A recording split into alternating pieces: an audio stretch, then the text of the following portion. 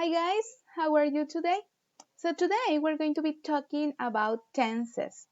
So what are the tenses? Well, the tenses are the present, the past, and the future, and all their grammatical forms, okay?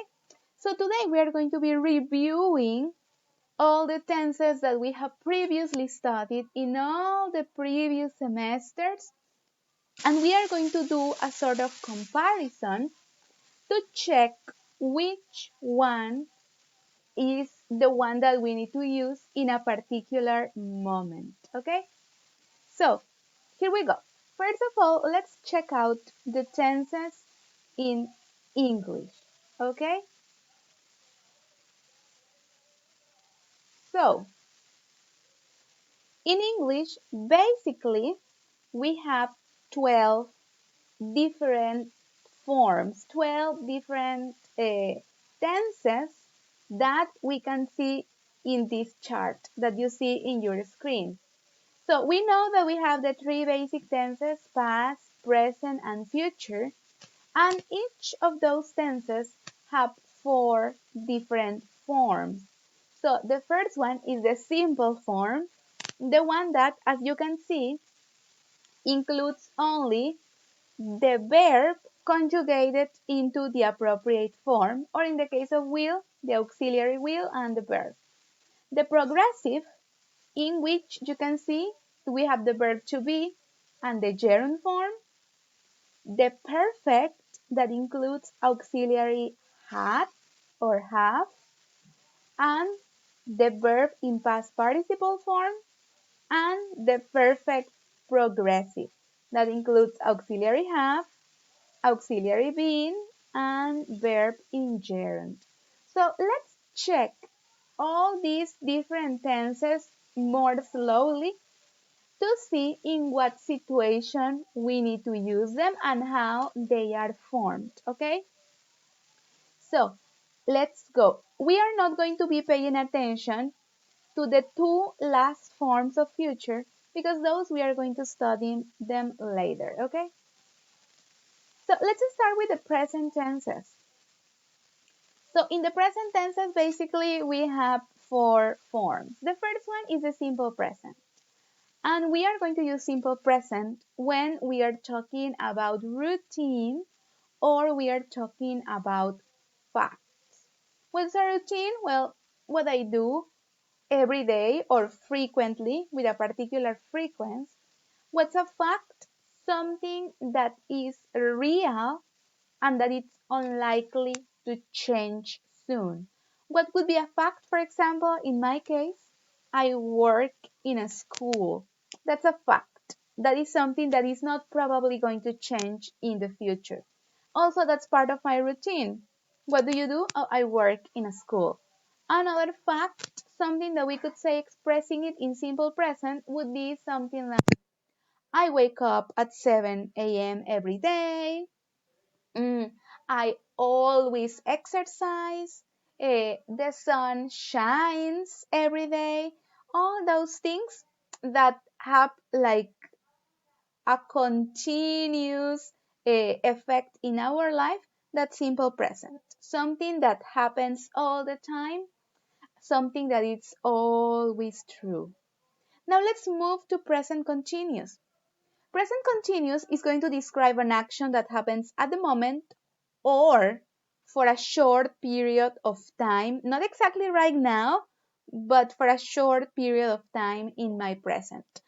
For example, I can say that right now I am working on a project, okay? So it could be that in this exact moment I am working on the project, or it could be that it's something that I am doing these days. It's not something that I normally do in my routine, but it's something that is happening in these days. For example, you guys can say, I am studying 7th semester of English. That doesn't mean that you're in class right now, but that is happening in these months of your life, for example, okay? That is present continuous. Then we have present perfect. And present perfect is defined because it's something that it started in the past, but still affects or still continues in the present, okay? Still has an effect in the present. For example, in the simple form of the present perfect, we say, I have worked in this company since I graduated. That means that it started in the past when you graduated, but still continues now, okay? That's the present perfect simple. And then we have the present perfect continuous, which only difference is the following. I have been working on this project for a month, and in this case, that means that we are not actually focusing on the action of working, but we want to pay more attention to the period, to the time that I have devoted doing this action. So, again, when I use present perfect simple, I am focusing on the action, on the result. And when I use present perfect continuous, I am focusing on the time to complete said action. Okay? Those are, in general, the present tenses. Okay? Let's move with the next one. Let's talk now about the past tenses. Okay? And I put you up there a little reminder of what moments we are referring with the past. The past could be a minute ago or it could be years and years back. So, again, we have our 4 different forms of past tense. So the first one, we have simple past. What simple past? I use simple past for completed or for finished actions, for things that started and finished in the past, and that's it. For example, I can say, last year I had a great job. If I say I had a great job, that means that I don't have it anymore. So that is why it's simple past. It happened and it finished, and that's simple past. An action that you finished or that you completed somehow, okay? That's simple past. Now, let's move with past continuous. Past continuous is something that started in the past but was interrupted. I am not sure if this action was finished. Sometimes we use past continuous only for describing a context, for a story. Normally, the verb, the action in the past continuous is not the most important in my narration. For example, I was explaining the idea to my colleagues when the boss walked in. That means I started doing the explanation, but something didn't let me finish. Something interrupted me. So this action probably was not completed. Yeah? It could be, for example, I was exercising, but I stopped to get a drink of water, for example. Or we could be describing a scene.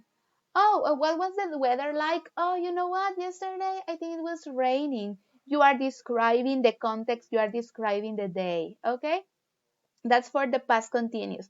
So basically, the difference between simple and continuous when we are talking about past is the fact that in simple, the action was completed.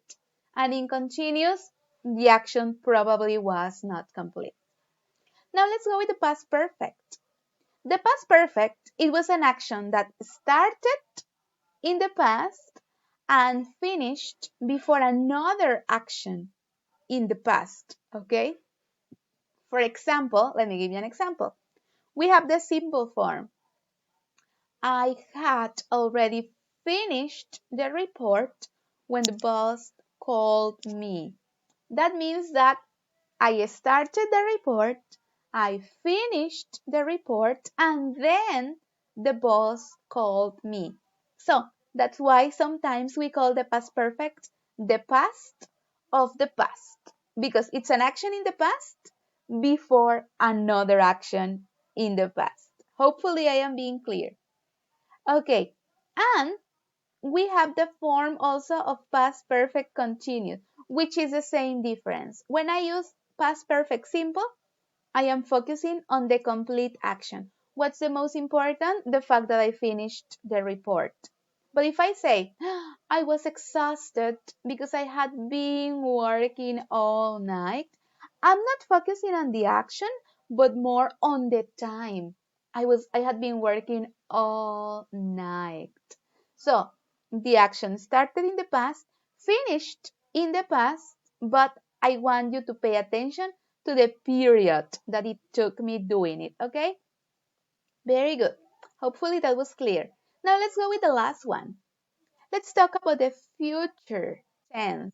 Now, in the future, I'm just going to tell you a little bit about the simple future, all the future with will, and all the time when we use will, it could be simple future, it could be future continuous, it could be future perfect, and future, all the futures that we are going to study later. When we use will, we are talking about either a prediction, a promise, or an offering. Will can only be used for prediction, promises, or offerings. What's a prediction? Something that is not in my hands. Something that I think will happen, but it doesn't depend on me. It depends on something or someone else. What's a promise? Something that you want to do, that you offer someone to do. What's an offering? An action that you are trying to do to help someone. For example, if I say, next year I'll get a better job, that's a prediction because I'm not sure if I am really going to get it. It depends on the other person that is going to hire me, right? So that's not on my hands. I mean, I wish, I want, but that's only a prediction. What could be a promise? I will always love you. That's a promise, right? What's an offering? Oh, you're carrying a very heavy bag. I'll help you. That's a promise too. Okay? So we are going to use will for only those things. What about the other actions? Well, we are going to use future with going to for a resolution. A resolution is like we do in New Year. It's something that we are planning on working hard to get. Or a prediction, but with a lot of evidence. What could be a resolution? I am going to get more experience before I find another job. That's something that is on my hands that I can do. Okay? What could be a prediction with a lot of evidence? If you see that it's really cloudy and really dark out, you are probably going to predict, oh, it's going to rain. But because you're looking at the evidence. And then finally, we have the future with present continuous, and that's only for arrangements. What's an arrangement? It's a plan that I am very, very sure that I'm going to do. For example, I'm having a business lunch tomorrow. That's set. I mean, obviously, it's going to happen because it's a business lunch. It's not something that you can change around. So, those are the different forms of future that we can use depending on what we're going to say. Okay? Let me know if you got any questions and then let's tackle those exercises.